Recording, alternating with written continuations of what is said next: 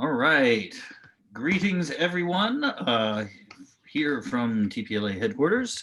I'm in my study here today for Sword Lab, and I am joined by a guest, our new Knight Council member and scholar, resident scholar, Ben Judkins, Ben Chosun.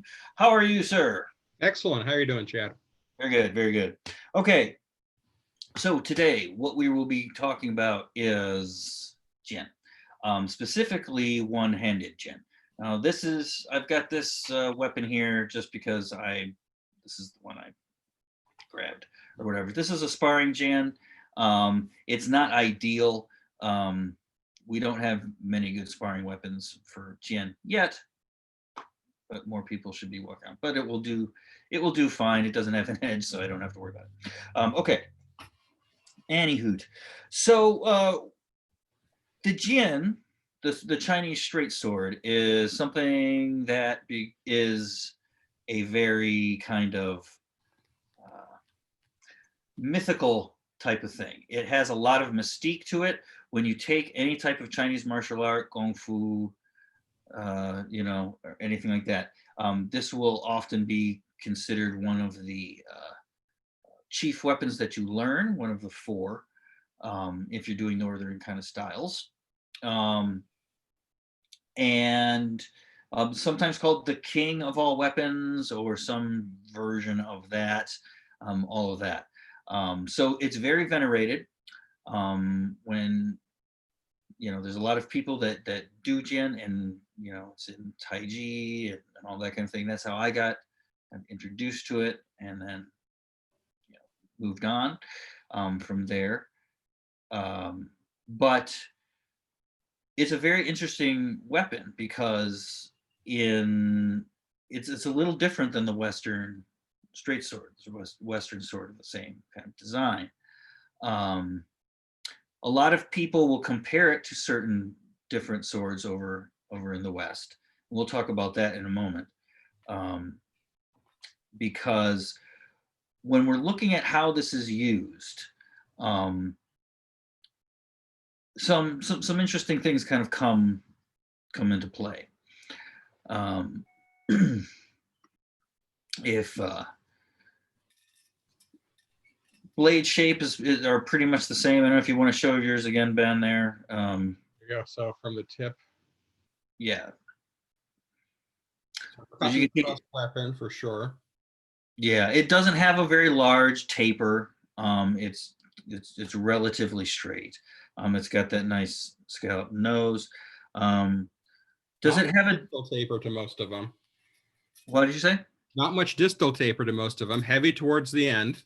Yep. They definitely tend to be more tip heavy, right?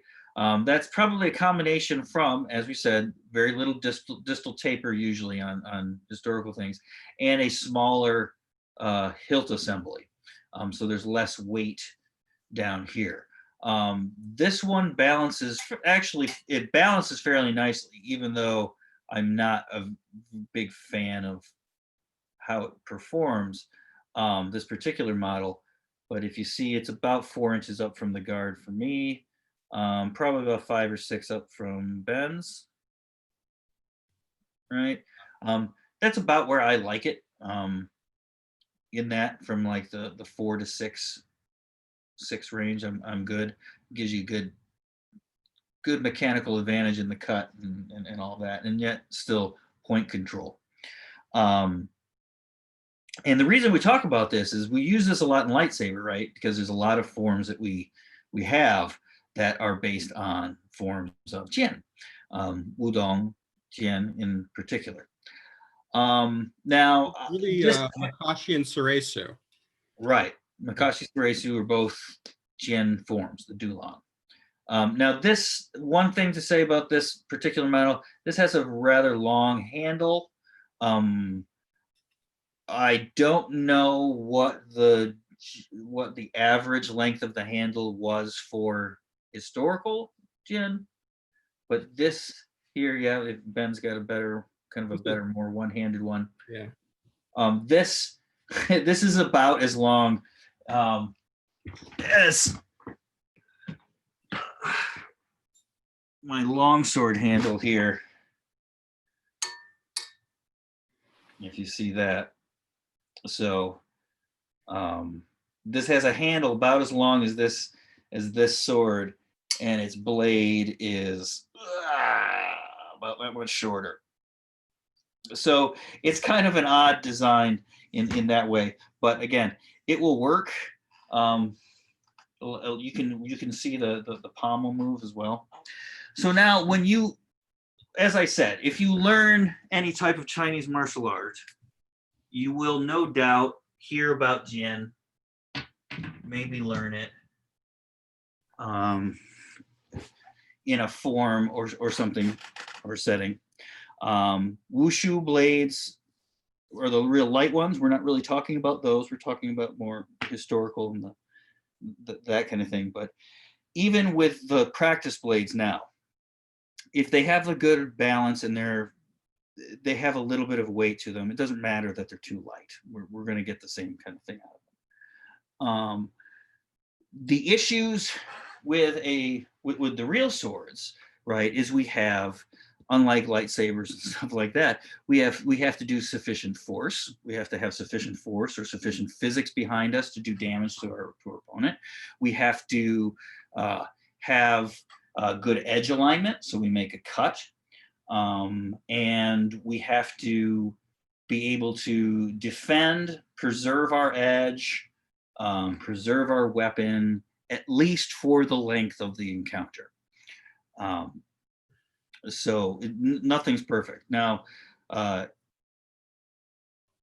we'll get into the edge to edge versus flat debate in a moment, but the mysterious thing about these things is a lot of people claim how these were used, and they'll mention things like, oh, it's like a rapier.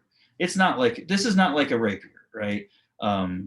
If you're going to look for a sword which is of similar design in the Western arsenal, I would pick a side sword, right? They have about the same blade geometry, and if I can grab some, they have a more complex hilt, that's for sure, but they tend to be a little bit shorter than rapiers, a little bit less thrust centric, and were used with shields, used in the military, all of that kind of thing, and they kind of have the same jack of all trades shape as this guy here. As I've mentioned many times before, Jian became almost entirely a civilian weapon in the Tang Dynasty. They ceased to make these by military specifications.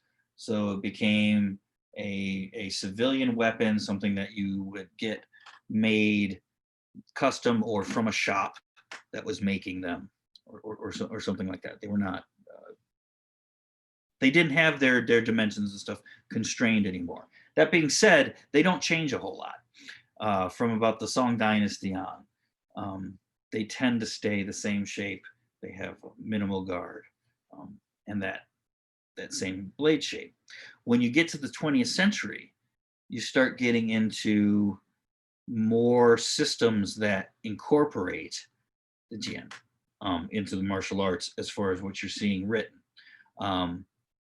In the Ming Dynasty, weapons are almost considered styles in and of themselves. For many of my teachers, even Gabriel, who learned, of course, his Taiji in the Republican era, my teacher Mayu, who's from the Ma family Tongbai, weapons tend to be their own thing, right? Their own style, right? Because there's so much to them.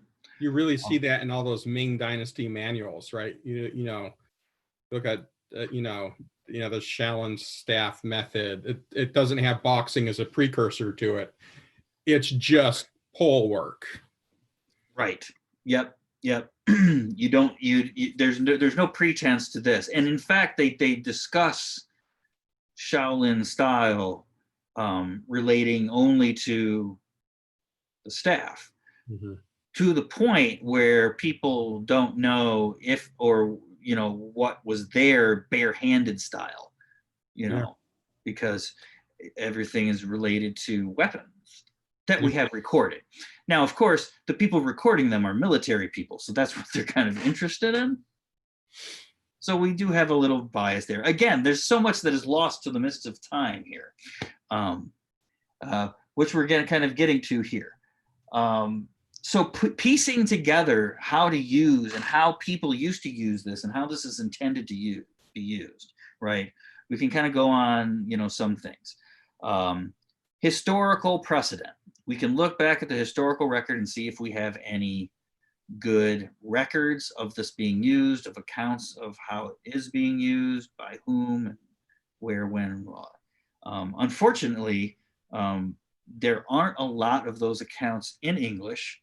I don't know that there are that many more in Chinese, because as you were saying, there didn't appear to be a very robust dueling culture prior to Western.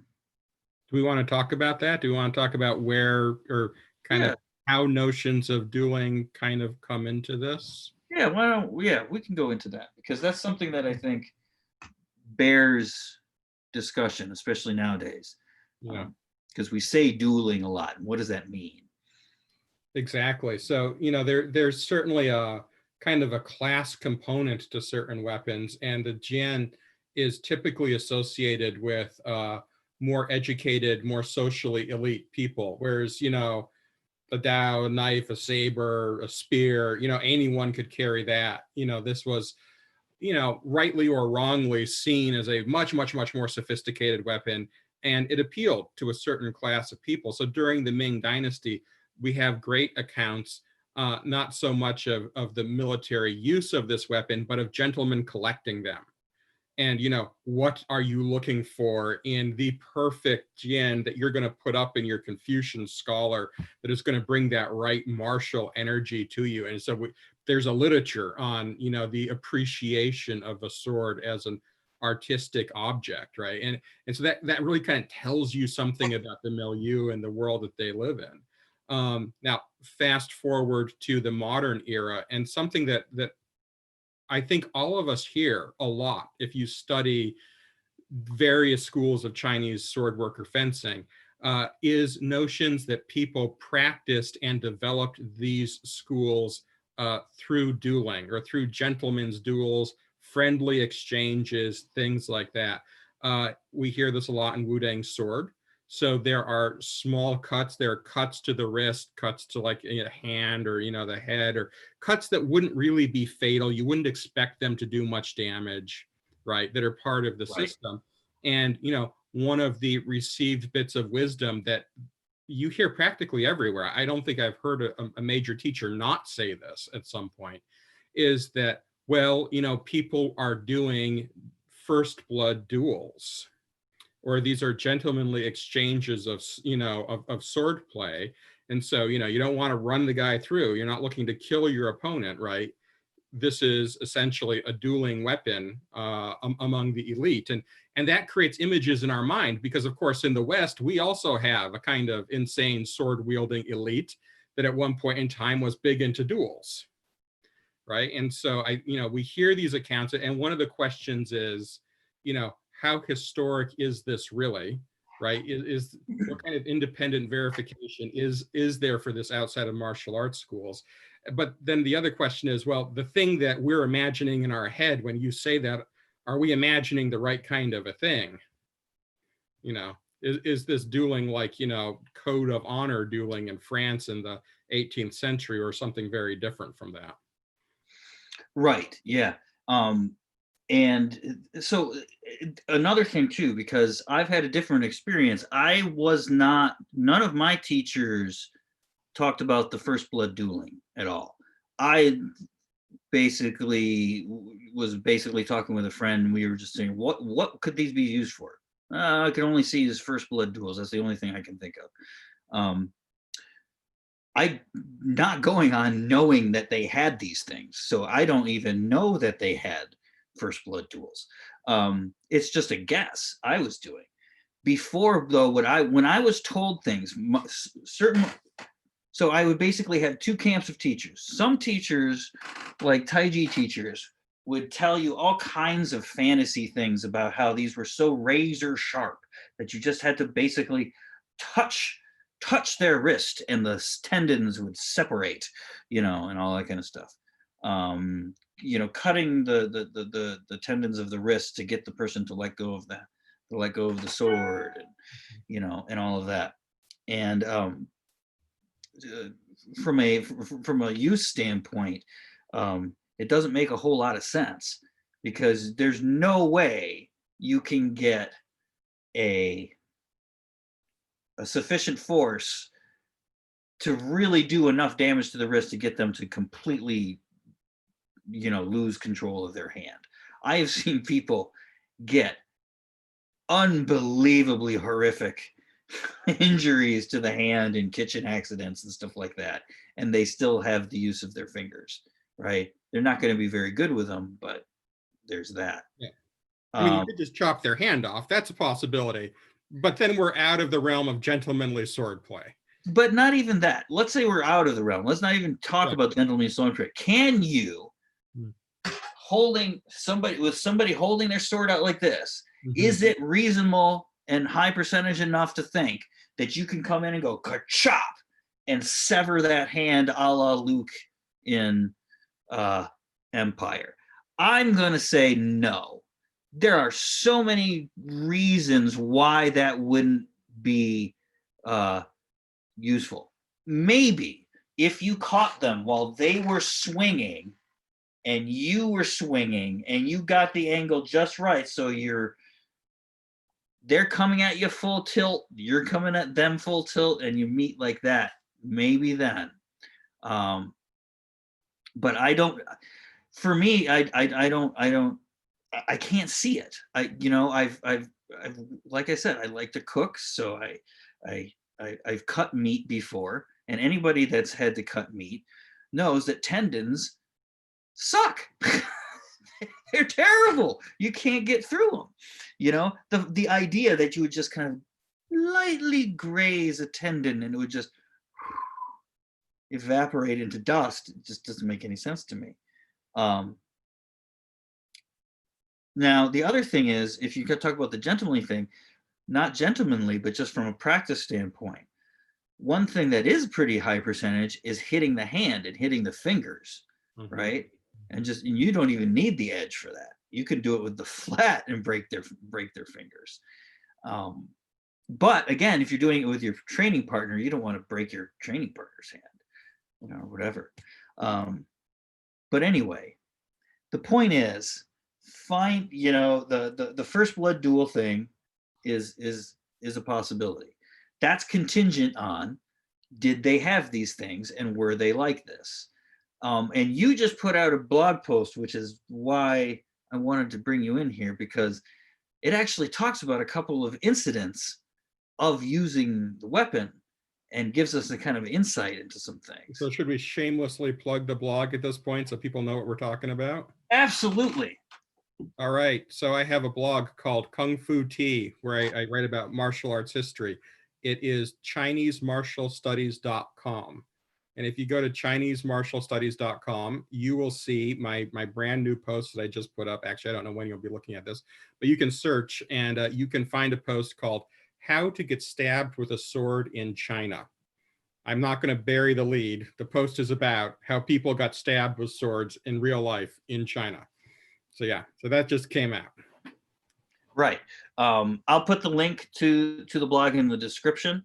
If you follow Fighting Words, there's a link to the blog on the other blogs of interest. But yeah, we'll put that all in there. And I'll probably, if you follow Sword Lab on Facebook, I'll throw a link up there. I'll throw the article up there. I can't believe I haven't already. Well, I'm reading it. That's why. Anyway, what is that article all about? What are we talking about here? So it actually grew out of a conversation that I was having with, another council member here at TPLO, Daniel Mraz. And like, he and I were talking about the Wudang sword tradition and various basic cuts and techniques. And this notion of dueling was coming up. It came up 2 or 3 times in the conversation, and I was just thinking, I got to check this out, right? There are a lot of stories that circulate in martial arts communities, and what I personally have found is that rather than taking people's word for it, the best way to kind of investigate it is to kind of approach it from a slightly different angle and say, what kind of independent confirmation or disconfirmation can we find from sources in society that don't have anything to do with martial arts, that don't have a dog in this particular fight? So, there was this one time when people were talking about how, all boats, in the South China Sea, all the river vessels had, butterfly swords on them, that it was just a standard thing that, every river pirate would have. And, so to investigate that, I actually went and looked at like British cargo records from ships, where they were, doing cargo manifests. So I could actually see what kind of weapons were they carrying. And holy heck, it turns out there were a lot of butterfly swords and pikes, actually, huge numbers of pikes being carried on all of these ships, right? And so that's a good method for historical investigation, right? See if you can come at it from a different angle that doesn't have anything to do with the martial arts world. And if you can find confirmation there, it, okay? So now this question of first blood duels came up, and I'm like, I have read historical accounts of martial artists in the 1910s and 20s who are trying to learn combative sword or saber techniques, and they can't find anyone who's teaching it. It is really hard for people in the 1910s and 20s to find someone who's going to really teach them how to fight with a sword. So you see these accounts over and over again. I'm like, this is kind of an odd world, because on the one hand, we talk about, these kind of active fighting traditions and dueling traditions. On the other hand, we have accounts from the period saying, I couldn't find anyone who was actually using a sword, right? I had to go to a Japanese teacher. That's something you hear over and over again. The only way I could get anything practical was to go to the damn Japanese, right? Right. Yeah. Yeah, that seemed to cause a lot of resentment at the period. So it occurred to me that, well, maybe I should do a similar thing. Maybe I should do a really quick newspaper search and see if I could find any accounts of people being injured, either dueling or training with swords. Now, obviously, if this is gentlemen doing first blood duels, they shouldn't be getting hurt very bad, and everything should be behind closed doors. So you shouldn't find out about it at all. But I know from my own prior historical research that, people occasionally got killed in fistfights in China in unarmed duels. And when people got killed in unarmed duels, it got into the court system, and there are court records about it, and it got into the newspapers, and there are newspaper articles about it. People don't get seriously hurt without leaving a paper trail, Right. And not everything goes to plan, especially if you're playing with swords. It occurred to me that, well, if tempers flared and someone actually got run through in one of these things, you're not going to be able to cover that up. And they have a lot of sanctions in China about killing people in martial arts incidents. They were not okay with that. So I started to go through and look for all the instances that I could find in, some newspapers about how people actually got injured with swords. Now, sadly, I'm in a COVID-19 lockdown situation, so I only had access to a database of about 15 or 20 foreign language newspapers that were being published in China during the end of the Qing dynasty and the Republic period. So, it's not the best scientific sample that you would like. But one of the things that was really interesting was, as you ran through these papers, some of which, by the way, are actually published in English, but for a Chinese audience. So it's something that elite people in Shanghai and Canton did. They read their newspaper in English. So really interesting stuff. But at any rate, there were lots of articles about dueling happening someplace else. Like there were dozens and dozens of articles about duels that happened in Paris, in Spain, in Argentina, in Germany, throughout from the 1910s to the 1930s, right? I actually was surprised how often these things were happening and getting in the paper. But there wasn't really any evidence of kind of a, either an honor-based dueling system in China, which I don't think any of us expected, or people being injured in combative weapons training. There was nothing about that. Now, that doesn't mean that lots of people weren't getting stabbed with swords, because it turns out, yeah, a lot of people were getting killed with swords, throughout this period, but just not in the kind of ways that we talk about in martial arts mythology. And so I kind of went through and tried to classify, some of the typical ways that you might actually be killed with a sword. Yeah, it Yeah, probably and would have that's something to do with the Shaolin Temple. right. And that's the interesting thing. Um, we make assumptions, and to a large extent, this is true in everything. Like in HEMA, they have to make assumptions based on certain historical things. Now, they have much more historical data and stuff to draw from, so they have more information than we're used to using here. Um, if you've seen some of the Ming Dynasty stuff, it's very brief, right? And Chinese, classical Chinese, has that as part of its aesthetic. So lots of things are very. Um, And speaking of being brief, this was a blog post that I put a sum total of like what, 3 hours into. So right. not a scientific, survey. Absolutely, but it still goes to the point. Now, the thing about these Jian techniques that we're talking about, and I'll demonstrate a couple of them here in just a second, but the nice thing about it is if you do a Chinese style of Jian, right? Wrist cuts and touches and all of this stuff now make a whole lot of sense, right? We used to say to people when they're learning Jian for the first time, right? It's not a lightsaber. Now they're learning lightsaber. So we have to say, it's not a Jian. You just have to touch them. Don't worry about swinging hard. Don't worry about any of that kind of stuff. Mm-hmm. That's one of the cool things about lightsabers. It allows you to kind of dial everything back like that. And play kind of like no slop, right? So you can't touch the blade, and that's a much harder thing than most people think is true. But anyway, you mentioned what are the ways, kind of in the nutshell, you would get killed with a sword? People got killed with a sword. So I kind of broke it down into some categories, right? The first category was social violence between professional and these are semi-permanent criminal factions. Right. So people who are smuggling opium, people who are smuggling salt, private armies that are associated with clan groups in the South. These things clash and people get killed in the clashes. And very often they actually have deep ties to society. So that group of salt smugglers actually works for one of these clan associations, right, as politicians who back them up, right? So they're kind of like the knife edge of a social conflict.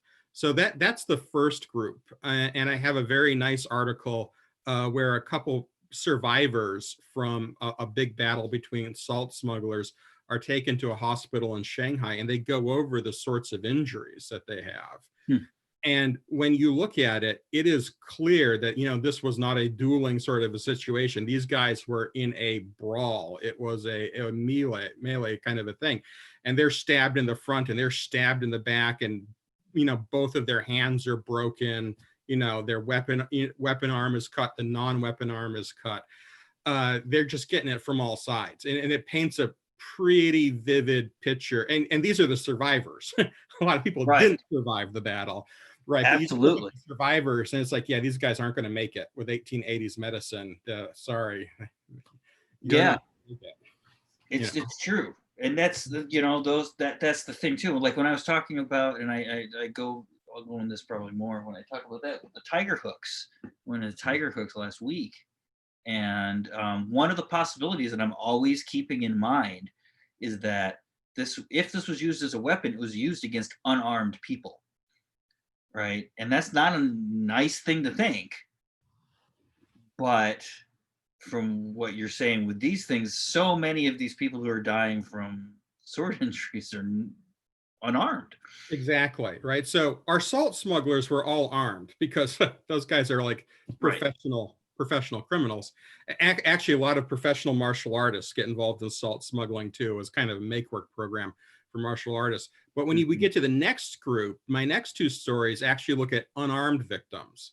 So first we have domestic disputes and personal disputes, and those are common today. Well, they were also common then, and lots of people got run through with a sword or murdered with a sword in a domestic or personal dispute. Yeah. Those victims are all unarmed, right? And this is maybe the major category of murders and killings that you see, right? So again, it's not glorious, right? Right. Yeah. And what it sounds like is like an argument gets heated. Two guys are sitting there. One of them's carrying a sword. They take it out and stab the guy. Yeah. Or they go someplace and they come back with a sword and they Right. Exactly. that's the pattern that we see. And it's funny because we see that pattern in the world today. There's an argument, Joe leaves, and half an hour later, he's back with a handgun, Mm-hmm. Yep. right? It's a similar kind of a dynamic. That's the Um, whole idea behind the waiting periods. yeah, yeah, exactly. Uh, there's another twist on this, though, that's kind of uniquely Chinese, where we see uh, attacks against unarmed victims, but imperialism really kind of gets drawn into it. So I was actually surprised with the number of newspaper articles I saw describing Japanese soldiers, out drinking, running amok, and attacking people in the streets in Shanghai. Or, and it's not just Japanese soldiers, it's really any type of military personnel who is stationed in China, right? They get in a fight, they get inebriated, and then you have, damage to civilians.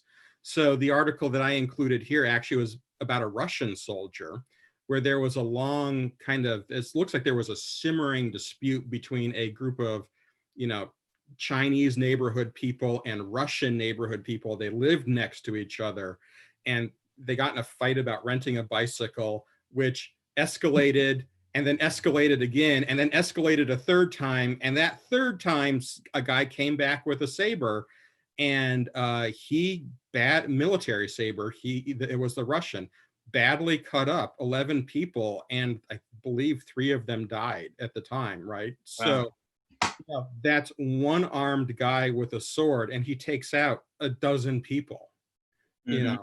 all unarmed, but apparently tough guys, prior to Right. that. And yeah, again, we don't like to talk about this as martial artists, but over and over again, when you actually kind of read the newspaper accounts, who do you kill with a sword? You kill a person who doesn't have a sword. Mm-hmm. No one wants to take a sword to a sword fight, right? Right. You Exactly. take a sword to a not sword fight. That's when it's useful. And Mm-hmm. there you go. The last class was kind of petty criminals, and this is different in that you get a lot of stories of kind of mutual combat by agreement. Mm-hmm. So it's, in a sense, it's actually kind of close to more of a Western dueling tradition where they agree, you bring your guys and I'm bringing my guys, but it's not just, one-on-one, it's groups of guys that are fighting again. And so I look at a story about a gambling debt that, 2 criminal factions both fail to collect on because they end up cutting each other up. Um, and they were both armed in that, but even that is interesting because now you realize in 3 out of these 4 stories, it's not one-on-one combat. I mean, the domestic murder was one-on-one, presumably. But in the 3 others, weapons are being deployed in in large scale engagements, right? You know, the first one is just a straight up battle. It's on a naval battle. And, you know, the other two, those are brawls, right? And then you look at the pattern of injuries that people come out of those brawls with. I mean, you know, they're getting stabbed in the front and they're getting stabbed in the back and they're getting stabbed in the side, right? I mean, you can just kind of paint a picture of, you know, how dangerous and chaotic those situations are. Hmm. Oh yeah, no, it's true. And all of this, goes to that point. Um, these little these little cuts that nowadays modern gen practitioners love so much, right? Um, you can see they don't do almost anything at all because it's the survivors who have these cuts.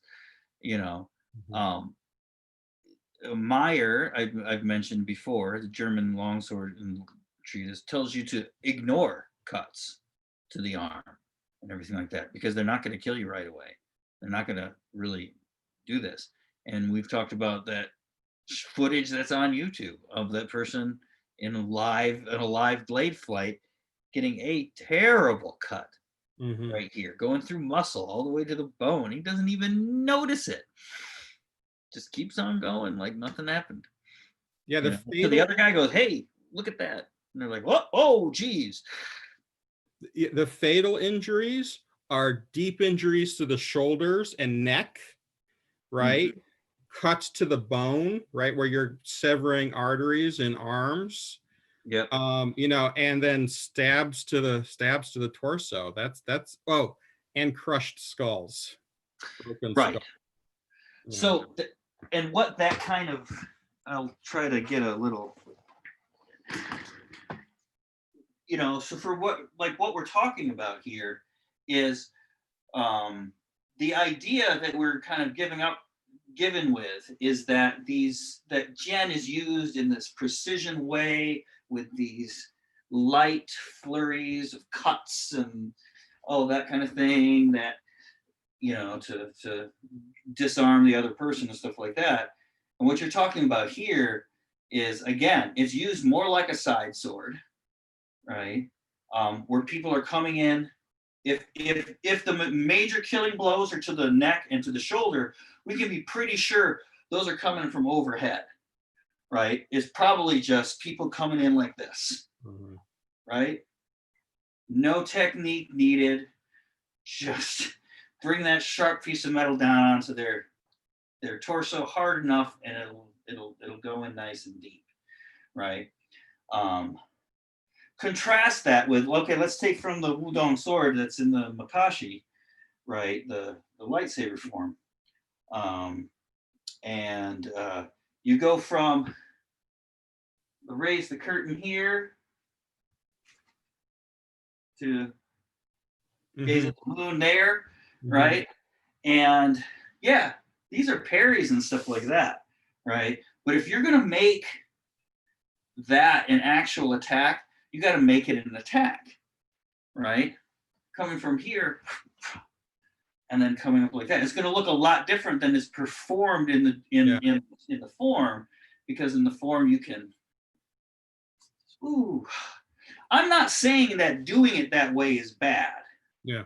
I'm just saying that we have to realize that when we're doing sets and we're doing forms, they don't look like actual combat, Yeah.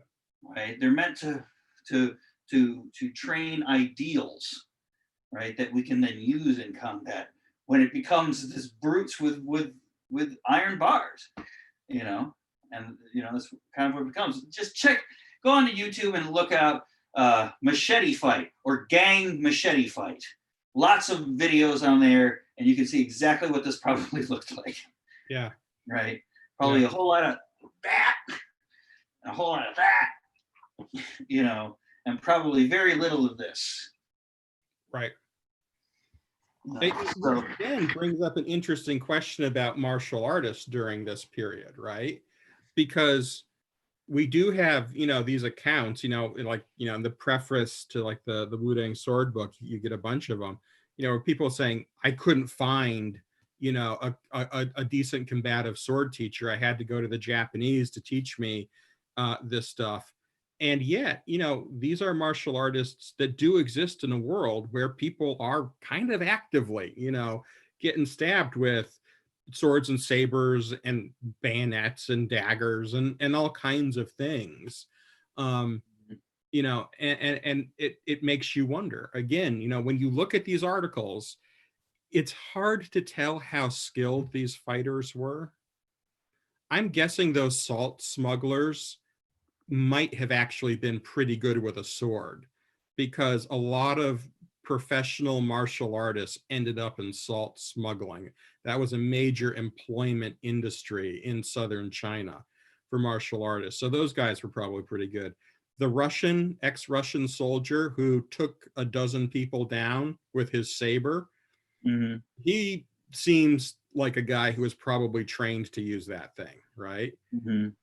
But it probably also doesn't take a lot of skill to run through your girlfriend's lover, or the two gangs trying to collect on debts. They didn't seem to be exhibiting any sophistication in how they used their weapon. So it brings me back to the central dilemma of, why don't you see kind of full contact, serious combative weapons training being a little bit more forward outside of the Chinese military, where they're doing interesting stuff for bayonet and saber training in the Chinese military? But outside of that, why didn't we see this more frequently, in the Republican period? Oh yeah, absolutely. It's an odd thing. Well, it's only odd when you're told these stories of duels and of this, that, and the other, and you have like certain teachers have these, oh, they did this many duels, like uh uh uh Lee, uh Legion Lee, Li Jingli, yeah, Sword Saint, yes. yeah, Sword State. He said, oh, I had all these duels and things. With who? Where's Red? What happened in those duels? Where are the accounts of those duels? I was really hoping he cut someone up bad enough they had to go to the hospital and there'd be a newspaper article about it. Right, yeah. So, there's that. Um, yeah, so that's kind of I mean, that's the interesting thing here. Now with lightsaber, we can take these things and we can make them what we want, and obviously we don't have to worry about, do these mean anything, because they do. It's a lightsaber, touch them, ow, right? It's a central part of the mythos. Right. Everyone loses a hand. Exactly. But when you go to this, right, there's there's a lot of mythology, a lot different. There's also, and I want to warn people at this, because we're talking about this. There's all these arguments over, what this is, and as you can see here, we're saying that the historical record does not seem to match what we as modern people think was the use of the sword down, back there, or back then, you know. So any attempt to define what Chinese swordplay is, there's all these heady arguments over, oh, that's not Chinese swordplay, that's just hacking and slashing and blah, blah, blah. Oh, you're telling me that nobody in the borders of China ever hacked and slashed at somebody, right? We've got plenty of historical accounts of people just mindlessly chopping people into bits to show that that's not the case, right? And then there's also this: people will say we're trying to resurrect this lost art, right? Is it lost if you never had it in the first place? I mean, because we are, in a way, making up this mythology with this weapon, which was really used, but we're not talking about it like it was really used. We bring up these stories of sword saints and duels happening in alleyways and dojos, and sure, maybe some of those happen, right? But like you said, if this was really a thing, at some point somebody's going to get injured bad enough that they're going to go to the hospital. Somebody's going to die. If regular people on the street can freak out, go home, grab a sword, and then go chop people up at the local market. What's stopping a martial artist in the middle of a duel with a sword from losing his stuff and coming in and just, you know what? Screw this Chinese finesse. Mm-hmm. Grab the sword and just, you know, somebody must have had that happen, right? Especially somebody who doesn't know a whole lot about swords, right? It's a tough thing, you know, because everywhere in Chinese martial arts history, we end up with arguments from silence, Right. which is precisely why I spend so much time looking at these kind of off the beaten track written records, because I'm trying to get my way out of an arguments from silence sort of a situation. But, you know, I know one place where Jian really were used combatively as kind of a live-in military tradition, and that was in militias in southern China. They had these short little less than 24-inch blade, 20 to 24-inch blade Gen. They weren't the really nice, you know, short swords that gentlemen carried around. These things are more like a crowbar with a welded on, you know, cross guard that someone has put an edge on, right? They are heavy little truncheons, but they're sharp, and they would freaking mess you up if you got hit with them, right? And we can kind of look at historical accounts, we can look at artwork that's being produced in the period. We know that these things were actually being used, and we don't really have any good accounts of them. I mean, you know, we have enough of an account to know it's being used, but, you know, there's no meat on that bone, right? There's not much we can say about it other than, yep, you know, that was a thing.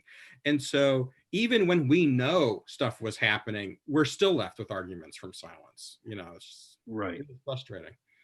And bringing it around to lightsaber too. In lightsaber, we're always told, you know, oh, you're just making stuff up.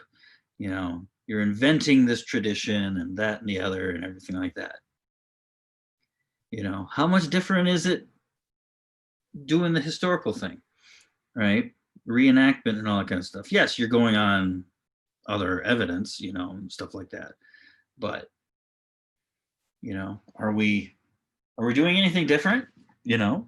I think it's in the basic assumptions that people approach it with, right? You know, so the interesting thing to me, kind of as a social scientist about lightsaber, is that, you know, it is an invented tradition where everyone acknowledges that it is an invented tradition.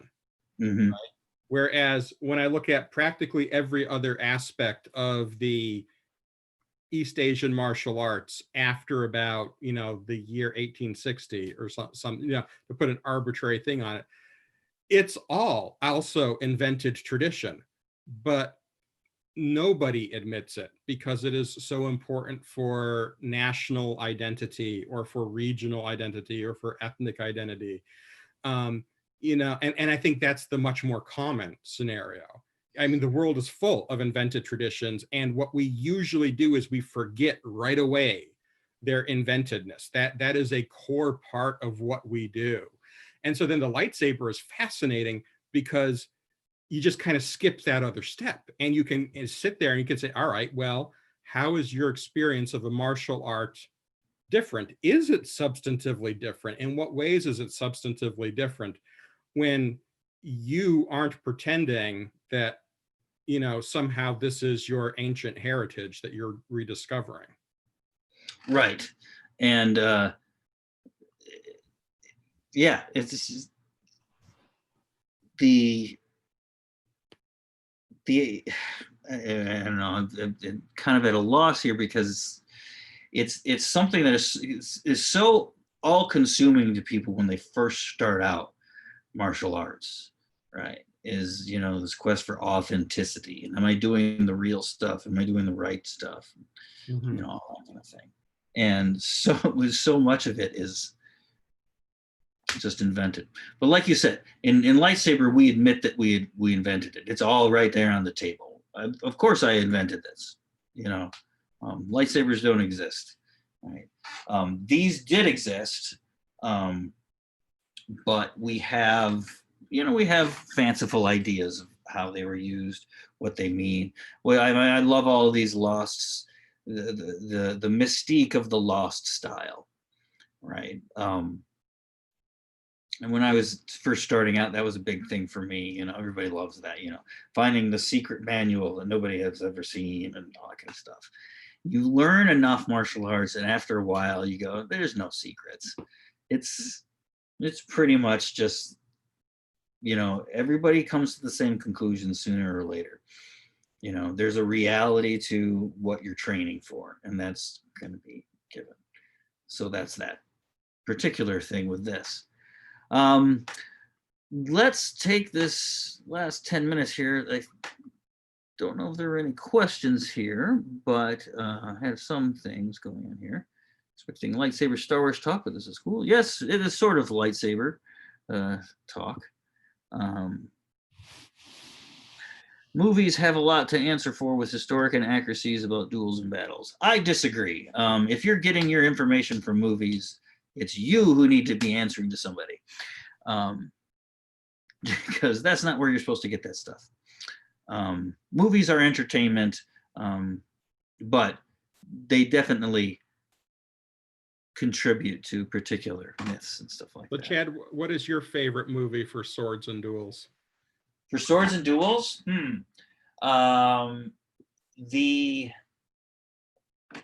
there's a movie, Chinese, called Dao, or Saber, which was a remake of the One-Armed Swordsman. And that's one of my favorite kung fu movies, swordplay movies. What's another really good? As far as Chinese stuff goes,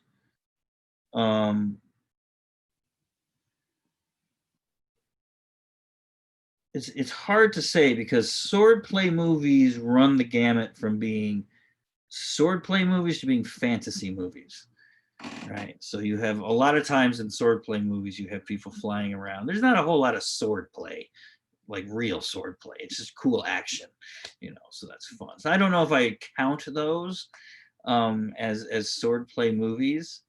Dao is really cool because there's some really interesting depictions of violence, you know, that really get forth the violence of a fight like that. In Western wise, one of my favorites is The Mask of Zorro. I thought the choreography in that was wonderful. It was very, you know, yeah, not necessarily realistic, but you know, it was very Zorro, you know, and it upped the ante. It was exciting. It was enjoyable, you know, all of that kind of thing. You have to kind of you have to fudge with things, you know, a little bit. Somebody here is saying The Princess Bride and Crouching Tiger, Hidden Dragon. Princess Bride is a great scene.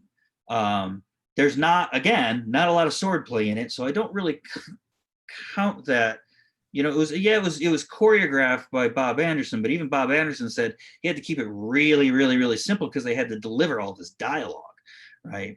The dialogue is excellent. I mean, the dialogue's hilarious. They're not really doing anything of the stuff that they're saying, but the joke is still funny, you know. But you know, that's the purpose of swordplay in a movie is not to tell you about swordplay, it's to tell you about that character. Right, exactly. So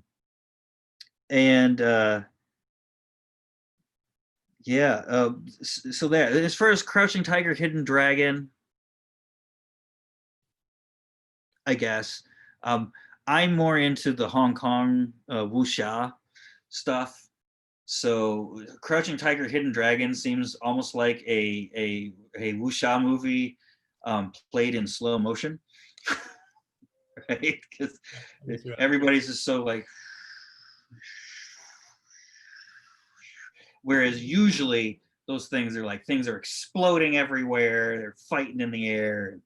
You know, all kinds of stuff. So I was a little disappointed with Crouching Tigers because I had just been like neck deep in this stuff for so long.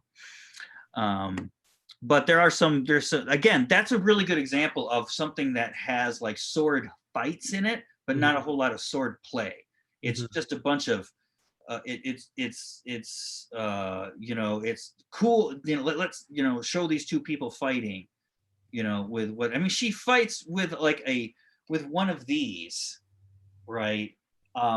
Against those two Yeah, Indian mallets. yeah, There's the no way. There's no way. it's, it's all fantasy, and then the flying around. But it was really cool, Yen Wu Ping is an amazing choreographer, and all of that. Um, uh, but yeah, so I like that. I'm trying to, as far as the sword play aspect of it, I don't necessarily bring those into it because I don't want to give people the impression that those are. I don't like it because of the sword play. I like it because of the fantasy and the story and all that kind of stuff. That being said, one of the craziest sword movies you'll ever see is Butterfly and Sword, um, a Ching Su Tong wuxia movie with Donnie Yen, Tony Leung, Michelle Yeoh as three Inuit swordsmen who are kind of like taking jobs for bad warlords and stuff like that. And there are some um, truly amazing, over the top things. Like basically a sword strike where the person literally walks through their opponent, basically emerges from their back. Oh, It's oh. great. It's awesome stuff.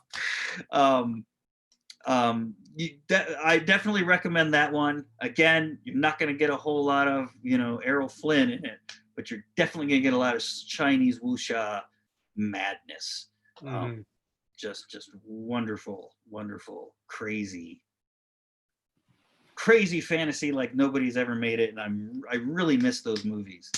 The ones they do now they have better special effects, but they're Yeah. not as crazy, not as nuts. Those movies were crazy. I loved it. They were so like, wait, what's going on? Oh, who cares? Anyway, um, but yeah, so and that's also a good example of this weird relationship with the sword that is in Chinese culture. You know, um, the sword has this is a magical. It's like a magic wand. Yeah. You know, There are cultural discourses about the sword, and there are physical traditions of sword, and they play back and forth with each other. And when that physical tradition disappears for a while, that cultural discourse is always there. That the next time they go to revive the lost style, you know, Mhm. you've got some old books and lots of operas. Right, right. Um, and then of course you just got regular old, training. You know, Mhm. if you're gonna recreate some of the stuff, you basically find a partner and you start going and say, okay, what would this be used for? Now, when you do that, you can find a use for almost anything.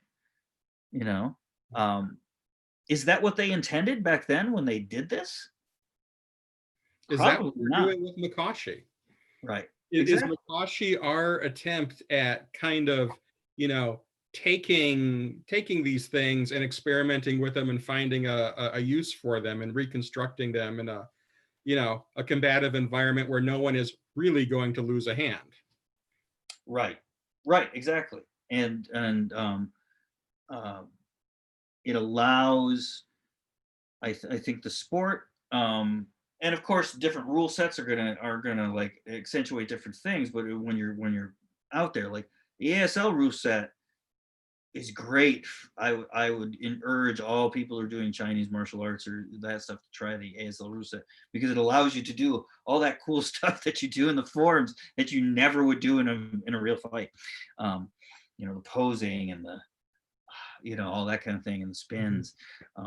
You can actually do them, and and not get your ass handed to you. Um, but there you go. Anyway, well, we are at the end of the evening tonight. Um,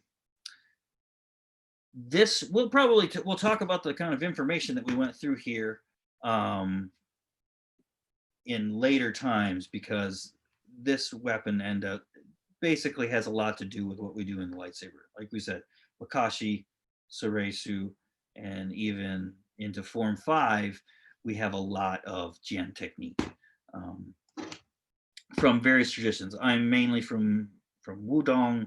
I know Daniel is mainly from Wudong as well, but from a different branch. Um, all of that. Is Wudong really, really old? Are we saying we're part of ancient traditions? Sure, why not? They had a temple on a mountain. What could be more Jedi than that? Exactly. That's the nice thing about the lightsaber too, is I don't have to worry about is if, did the Jedi really do this? Sure, why not? Because they don't exist, so we don't have to worry about it. Anyway, all right. Well, we will end it here for tonight. Thank you, Ben, for joining me and elucidating some of that cool stuff from your blog. I'll put the link in the description. If you're following us on Facebook and all of that, we'll probably throw the links up there as well. Go ahead and subscribe here if you're not already subscribed. Do the whole bell thing. We're going to be coming out with a lot more content, so having an alarm to make sure that you're catching all of this stuff. We'll be streaming more of these Zoom classes. Well, this wasn't much of a class, but it was streamed Zoom. But that's what we do. So people who want to come in and do some classes will do that. Anyway, from all of us here at TPLA, I will bid you a good evening and stay safe and healthy. Practice or patience, practice perseverance, and happy sabering.